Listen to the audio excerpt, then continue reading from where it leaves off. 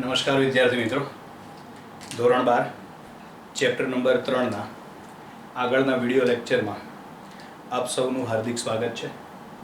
આગળની થિયરી છે ઇલેક્ટ્રોનનો ડ્રિફ્ટ વેગ સમજાવો.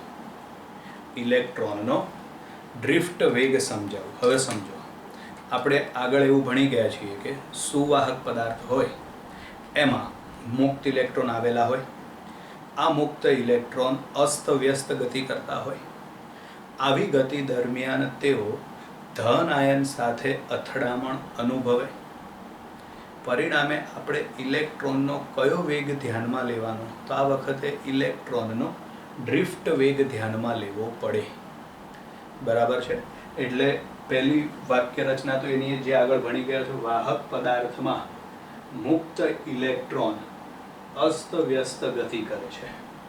આવી ગતિ દરમિયાન તેઓ ધન આયન સાથે અથડાય છે. આવી ગતિ દરમિયાન તેઓ ધન આયન સાથે અથડાય છે. બરાબર.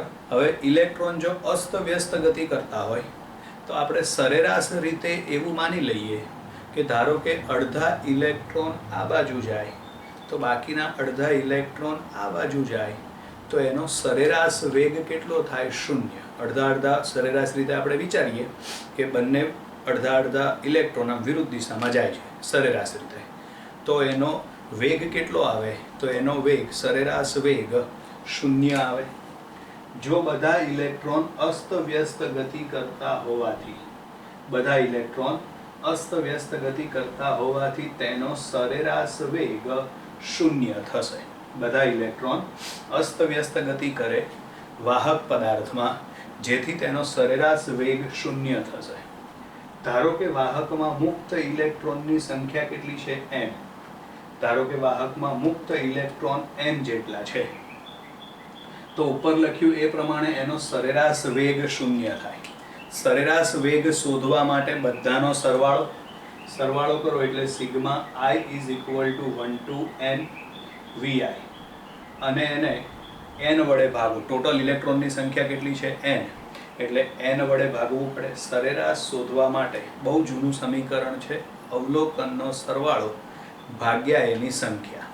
તો અહીંયા આગળ બધાનો સરવાળો કરો. સરવાળાને ટૂંકમાં દર્શાવવા માટે સિગ્મા દર્શાવેલ છે, એટલે કે sigma i is equal to 1 to n vi.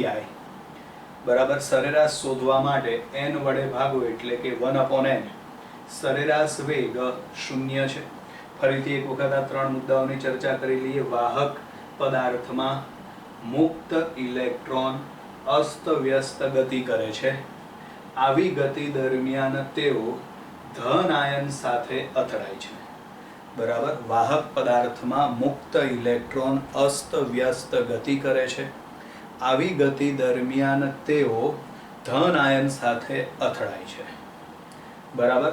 બધા ઇલેક્ટ્રોન અસ્તવ્યસ્ત ગતિ કરે એટલે હમણાં આગળ કીધું એ પ્રમાણે અડધા ઇલેક્ટ્રોન માનો કે ધન દિશામાં જતા હોય તો બાકીના અડધા ઋણ દિશામાં જતા લઈ શકાય, જેથી એનો સરેરાશ વેગ કેટલો આવશે? 0. એટલે જો બધા ઇલેક્ટ્રોન અસ્તવ્યસ્ત ગતિ કરતા હોય તો તેનો સરેરાશ વેગ 0 થશે. ધારો કે વાહકમાં મુક્ત ઇલેક્ટ્રોન n જેટલા છે. મુક્ત ઇલેક્ટ્રોનની સંખ્યા n છે. ઉપર લખ્યું એ પ્રમાણે સરેરાશ વેગ 0 થશે. સરેરાશ શોધવા માટે બધા વેગનો સરવાળો છેદમાં ઇલેક્ટ્રોનની સંખ્યા કેપિટલ N. બધા વેગનો સરવાળો કરો એટલે sigma i is equal to 1 to n vi ભાગ્યા એની સંખ્યા એટલે કે કેપિટલ N. એના બરાબર શું આવશે? 0. જ્યાં vi એ શું થશે? આપેલા સમયે ઇલેક્ટ્રોનનો વેગ. vi એ આપેલા સમયે ઇલેક્ટ્રોનનો વેગ થશે. બરાબર. આ જે વસ્તુ થઈ એ થઈ વિદ્યુત ક્ષેત્રની ગેરહાજરીમાં. હવે ધારો કે આપણે વાહકને વિદ્યુત ક્ષેત્ર લાગુ પાડવામાં આવે. વિદ્યુત ક્ષેત્ર લાગુ પાડવાના એટલે વાહક સાથે બેટરી જોડી દેવાની. સિમ્પલ. બરાબર છે. વાહક સાથે બેટરી જોડી દો એટલે વાહકમાં વિદ્યુત ક્ષેત્ર ઉત્પન્ન થશે. આ વિદ્યુત ક્ષેત્રના કારણે ઇલેક્ટ્રોન પર બળ લાગે. ચેપ્ટર 1માં આવી ગયું. કઈ દિશામાં બળ લાગે? તો વિદ્યુત ક્ષેત્રની વિરુદ્ધ દિશામાં. આ બળના કારણે ઇલેક્ટ્રોન પ્રવેગી ગતિ કરે. અહીં ઉદ્ભવતો પ્રવેગ એ બરાબર શું આવશે? માઇનસ ઈ અપોન એમ. સમજો, વિદ્યુત ક્ષેત્રની હાજરીમાં, એટલે કે આપણે જે વાહક પદાર્થ લીધો હોય એની સાથે તમારે બેટરી જોડી દેવાની, જેના કારણે વાહકમાં વિદ્યુત ક્ષેત્ર ઉત્પન્ન થશે. વિદ્યુત ક્ષેત્રની હાજરીમાં ઇલેક્ટ્રોન પર બળ લાગે. આ બળ આવશે F બરાબર E ઇન્ટુ E. ચેપ્ટર 1 માં આ બળનું સૂત્ર આવી ગયું. પરંતુ F બરાબર શું થશે? ma બરાબર E ઇન્ટુ E. ઇલેક્ટ્રોનનો વીજભાર માઇનસ, એટલે અહીં આપણે ઋણ નિશાની લીધેલી છે. હવે આ સમીકરણમાં તમે a ને કરતા બનાવી દો, પ્રવેગ a ને કરતા બનાવી દો, એટલે આ કિંમત તમને મળી જાય. પ્રવેગ a બરાબર માઇનસ ઈ અપોન એમ. પ્રવેગ a બરાબર માઇનસ ઈ અપોન એમ, જ્યાં માઇનસ ઈ એટલે ઇલેક્ટ્રોનનો વિદ્યુતભાર, એમ એટલે ઇલેક્ટ્રોનનું દળ. માઇનસ ઈ એટલે ઇલેક્ટ્રોનનો વિદ્યુતભાર અને એમ એટલે ઇલેક્ટ્રોનનું દળ. બરાબર છે? બરાબર. વિદ્યુત ક્ષેત્રની હાજરીમાં, એટલે કે આપેલા વાહક સાથે તમારે બેટરી જોડી દેવાની. હાજરીમાં ઇલેક્ટ્રોન પ્રવેગી ગતિ કરે. આ વિદ્યુત ક્ષેત્રના કારણે ઇલેક્ટ્રોન પર બળ લાગે, જેના કારણે ઇલેક્ટ્રોન પ્રવેગી ગતિ કરે. આ બળનું સૂત્ર છે F બરાબર માઇનસ ઈ ઇન્ટુ E, પરંતુ F બરાબર ma બરાબર માઇનસ ઈ ઇન્ટુ E. આમાં તમે પ્રવેગ a ને સૂત્રનો કરતા બનાવી દો તો પ્રવેગ a બરાબર માઇનસ ઈ અપોન એમ થશે, જ્યાં માઇનસ ઈ એટલે ઇલેક્ટ્રોનનો વિદ્યુતભાર અને એમ એટલે ઇલેક્ટ્રોનનું દળ. ક્લિયર અહીં સુધી? હવે ધારો કે ઇલેક્ટ્રોન ઉપર કીધું એ પ્રમાણે ધન આયન સાથે અથડાય, તો ધારો કે એક ઇલેક્ટ્રોન ધન આયન સાથે અથડાયા પછી એનો તરતનો વેગ vi છે, એટલે આ વેગ આપણા માટે પ્રારંભિક વેગ થશે.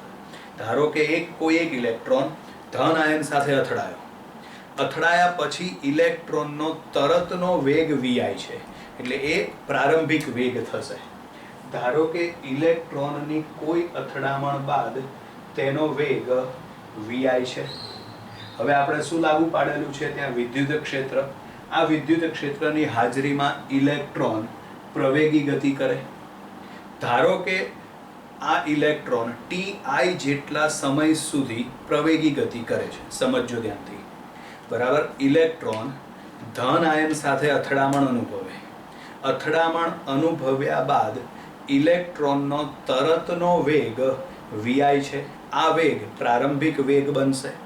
તેમજ ઉપર કીધું એ પ્રમાણે વિદ્યુત ક્ષેત્રની હાજરીના કારણે ઇલેક્ટ્રોન પ્રવેગી ગતિ કરે. પરિણામે ધારો કે ઇલેક્ટ્રોન ti જેટલા સમય સુધી પ્રવેગી ગતિ કરે છે. બરાબર. આ ઇલેક્ટ્રોન વિદ્યુત ક્ષેત્રની હાજરીમાં પ્રવેગી ગતિ કરીને ti જેટલા સમય સુધી ગતિ કરે તો, બરાબર, વિદ્યુત ક્ષેત્રની હાજરીમાં ti જેટલા સમય સુધી ગતિ કરે છે તો તેનો વેગ, કયું સૂત્ર લાગુ પાડવાનું આમાં?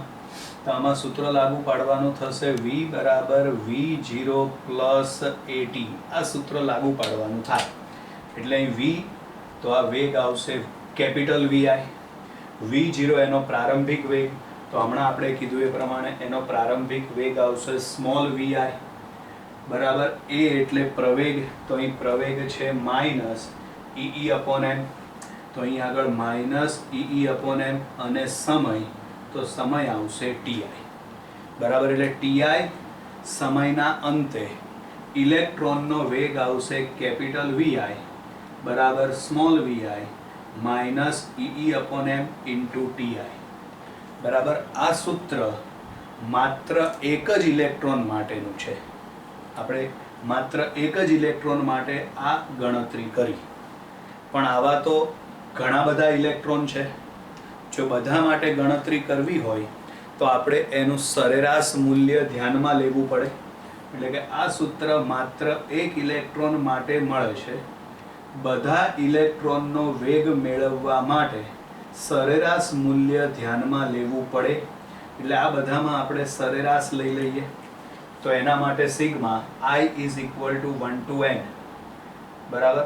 સિગ્મા એટલે સરવાળો, સરેરાશ શોધવા માટે n વડે ભાગો, આ vi બરાબર એમના એમ. સરેરાશ શોધવા માટે 1/n sigma i is equal to 1 to n vi minus e/n, એ તો અચળ છે એટલે બહાર નીકળી જશે, એટલે અહીં આગળ આવશે e/m બરાબર sigma i is equal to 1 to n ti. અહીં આગળ આપણે n વડે ભાગવાના રહી ગયા છે, તો આમાં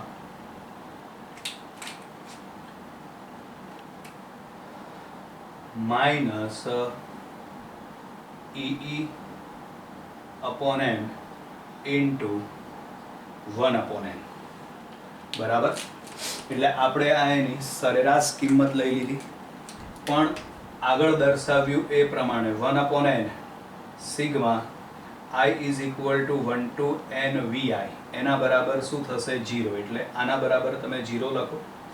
તેમજ અહીં આગળ આવશે 1/n sigma i is equal to 1 to n ti. અહીં આગળ પણ n લખવાના રહી ગયા છે છેદમાં, એટલે આમાં 1/n બરાબર. તો 1/n sigma i is equal to 1 to n ti બરાબર ટાઉ, જેને રિલેક્સેશન સમય કહેવાય. બરાબર. રિલેક્સેશન સમય એટલે કે બે ક્રમિક અથડામણ વચ્ચેના સરેરાશ સમયગાળાને રિલેક્સેશન સમય કહે છે. બે ક્રમિક અથડામણ વચ્ચેના સરેરાશ સમયગાળાને રિલેક્સેશન સમય ટાઉ કહે છે, જેને ટાઉ વડે દર્શાવાય. એટલે આના બરાબર તમે ટાઉ મૂકી દો, આના બરાબર તમે 0 મૂકી દો, એટલે આ સમીકરણ બનશે 1/n sigma i is equal to 1 to n vi. આના બરાબર તમે 0 લખો. જો આ પહેલું પદ એમના એમ લખ્યું, આ બીજું પદ આના બરાબર 0 લખો. આમાં માઇનસ e/m એમના એમ, અને આ જે પદ છે એના બરાબર ટાઉ રિલેક્સેશન સમય બરાબર. આ જે વેગ મળ્યો, આ વેગને ઇલેક્ટ્રોનનો ડ્રિફ્ટ વેગ કહે છે, જેને vd વડે દર્શાવાય. એટલે કે અહીં આગળ જે આ પદ છે એના બદલે અહીં લખ્યું ડ્રિફ્ટ વેગ vd minus e/m into tau એમના એમ લખ્યું. અને આ ઘટનાને શું કહેવાય? તો આ ઘટનાને કહેવાય ડ્રિફ્ટ બરાબર. ફરીથી એક વખત ઇલેક્ટ્રોનનો ડ્રિફ્ટ વેગ સમજાવો. એમાં વાહક પદાર્થમાં મુક્ત ઇલેક્ટ્રોન અસ્તવ્યસ્ત ગતિ કરે છે. આવી ગતિ દરમિયાન તેઓ ધન આયન સાથે અથડાય છે.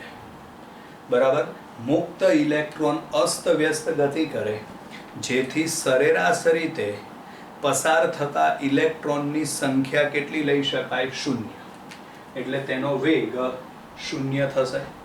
બધા ઇલેક્ટ્રોન અસ્તવ્યસ્ત ગતિ કરતા હોવાથી તેનો સરેરાશ વેગ 0 થશે. ધારો કે વાહકમાં મુક્ત ઇલેક્ટ્રોન કેપિટલ N જેટલા છે. ધારો કે વાહકમાં મુક્ત ઇલેક્ટ્રોન કેપિટલ N જેટલા છે. ઉપર લખ્યું એ પ્રમાણે એનો સરેરાશ વેગ 0. તો અહીં સરેરાશ વેગ 0 લખ્યું. 1/n sigma i is equal to 1 to n vi બરાબર 0. જ્યાં vi એ શું છે? તો vi એ આપેલા સમયે ઇલેક્ટ્રોનનો વેગ છે. જ્યાં vi આપેલા સમયે ઇલેક્ટ્રોનનો વેગ છે. ક્લિયર? હવે આપણે ધારો કે વિદ્યુત ક્ષેત્ર લાગુ પાડીએ, એટલે કે વાહક પદાર્થ સાથે આપણે બેટરી જોડી દઈએ, તો વિદ્યુત ક્ષેત્રની હાજરીમાં ઇલેક્ટ્રોન પ્રવેગી ગતિ કરે છે. બરાબર. કારણ કે વિદ્યુત ક્ષેત્રના કારણે ઇલેક્ટ્રોન પર બળ લાગે, આ બળના કારણે ઇલેક્ટ્રોન પ્રવેગી ગતિ કરે. બળ આવશે F બરાબર માઇનસ E. માઇનસ E એ ઇલેક્ટ્રોનનો વીજભાર છે. F બરાબર શું થશે? ma. આમાંથી તમે a એટલે પ્રવેગને સૂત્રનો કરતા બનાવી દો, તો માટે a બરાબર આવશે માઇનસ e/m. a બરાબર માઇનસ e/m. જ્યાં E એ માઇનસ E ઇલેક્ટ્રોનનો વિદ્યુતભાર અને m એ ઇલેક્ટ્રોનનું દળ છે. ક્લિયર? હવે આપણે વિદ્યુત ક્ષેત્ર લાગુ પાડી દીધું છે. ધારો કે એક ઇલેક્ટ્રોન માટે ગણતરી કરી. ધારો કે કોઈ એક ઇલેક્ટ્રોન ધન આયન સાથે અથડાય. અથડાયા પછી એનો તરતનો વેગ કેટલો છે? vi. બરાબર? અને આ ઇલેક્ટ્રોન વિદ્યુત ક્ષેત્રની હાજરીના કારણે પ્રવેગી ગતિ કરશે. ધારો કે આ ઇલેક્ટ્રોન ti જેટલા સમય સુધી પ્રવેગી ગતિ કરે છે. આ ઇલેક્ટ્રોન વિદ્યુત ક્ષેત્રની હાજરીમાં પ્રવેગી ગતિ કરે છે. કેટલા સમય સુધી ગતિ કરે છે? તો કે ti સમય સુધી ગતિ કરે છે. અહીં અથડામણ બાદનો જે વેગ છે vi એ એનો પ્રારંભિક વેગ બનશે. અહીં પ્રવેગ આવશે માઇનસ E/m, સમય આવશે ti. તો આપણે આ સૂત્ર લાગુ પાડી દઈએ. v બરાબર v0 પ્લસ at. આમાં v ના બદલે કેપિટલ vi, v0 પ્રારંભિક વેગ એના બદલે vi, a એટલે પ્રવેગ તો માઇનસ E/m, સમય છે ti. આ જે વેગનું સૂત્ર મળ્યું એ માત્ર એક ઇલેક્ટ્રોન માટે મળ્યું. બધા ઇલેક્ટ્રોન માટે જો આપણે ભેગું મેળવવું હોય તો આપણે એનો સરેરાશ મૂલ્ય લેવું પડે. ચલો એનું સરેરાશ લઈ લો એટલે 1/n sigma i is equal to 1 to n vi. આ પહેલું પદ લખ્યું સરેરાશમાં.